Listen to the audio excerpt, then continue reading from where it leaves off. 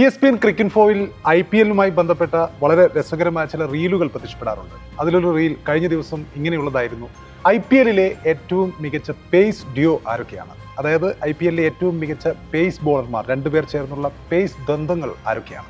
ആ ചോദ്യം ചോദിക്കുമ്പോൾ ചോദ്യകർത്താവ് രണ്ട് ഓപ്ഷൻ കൊടുക്കുന്നു. അതിൽ ഒന്ന് ഭുവനേശ്വർ കുമാറും ഹേസിൽവുഡുമാണ്. ഹേസിൽവുഡിനേക്കാളും അല്ലെങ്കിൽ ഭുവി ഹേസിൽവുഡ് സഖ്യത്തെക്കാളും മികച്ച പേസർമാർ ആരാണ് IPL-ൽ എന്ന ചോദ്യം. ആ ചോദ്യത്തിന് ഉത്തരം നൽകാൻ പലരും ഇരിക്കുന്നുണ്ട്, 4-5 പേർ ഇരിക്കുന്നുണ്ട്. അതിൽ ആരോൺ ഫിഞ്ചും, ഒരു കാലത്തെ ഓസ്ട്രേലിയൻ ടീമിന്റെ നായകനായ ആരോൺ ഫിഞ്ചും, ഒരു കാലത്ത് CSKയുടെ ചെന്നൈ സൂപ്പർ കിങ്സിന്റെയും മുംബൈ ഇന്ത്യൻസിന്റെയും ഒക്കെ പ്രധാന താരമായിരുന്ന അമ്പാട്ടി റായുഡുവും ഒക്കെ ഇരിപ്പുണ്ട്.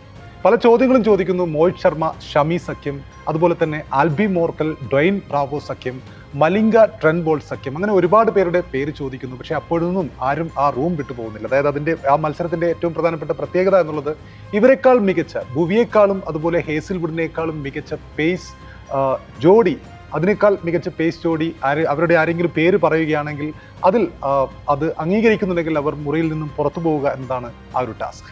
അതായത് മറ്റു പലരുടെയും പേരുകൾ പറഞ്ഞിട്ടും ഇവരൊക്കെയും സമ്മതിക്കുന്ന ഒരു കാര്യമുണ്ട്: IPL-ലെ ഏറ്റവും മികച്ച പേസ് ജോഡികളിൽ ഏറ്റവും പ്രധാനം ഭുവനേശ്വർ കുമാർ പ്ലസ് ഹേസിൽവുഡ് സഖ്യമാണ്. അവരെക്കാൾ മികച്ചവരായി അവർ കാണുന്നത് ഒരുപാട് പേരുടെ പേരുകൾ പറയുന്നു, ഒരുപാട് ജോഡികളുടെ പേര് പറയുന്നു.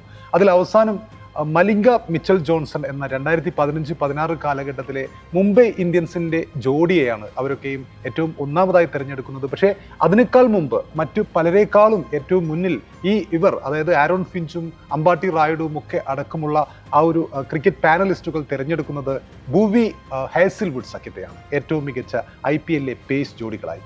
ഈ മത്സരത്തിലേക്ക് വരുമ്പോൾ, ഡൽഹി വേഴ്സസ് RCB മത്സരത്തിലേക്ക് വരുമ്പോൾ, ആദ്യ 6 ഓവറിൽ തന്നെ അവർ എത്രത്തോളം അപകടകാരികളാണ് എന്ന് തെളിയിക്കുന്ന പന്തുകളായിരുന്നു നമ്മൾ കണ്ടത്.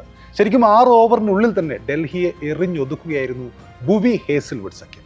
ഡൽഹി 75 റൺസിനാണ് ഓൾ ഔട്ടായത്. അതായത് പവർ പ്ലേ സമാപിക്കുന്നതിന് മുമ്പ് തന്നെ ഹേസിൽവുഡും അതുപോലെ തന്നെ ഭുവനേശ്വർ കുമാറും ചേർന്ന് 6 വിക്കറ്റുകൾ 8 റൺസിനിടെ ഡൽഹിയുടേത് വീഴ്ത്തിയിരുന്നു. അതായത് 75 റൺസിന് ഓൾ ഔട്ടായ ഇതേ ടീം തന്നെയാണ് 2 ദിവസം മുമ്പ് 265 റൺസ് എന്ന IPL-ലെ ഏറ്റവും ഉയർന്ന സ്കോറുകളിൽ ഒന്ന് കുറിച്ചത്.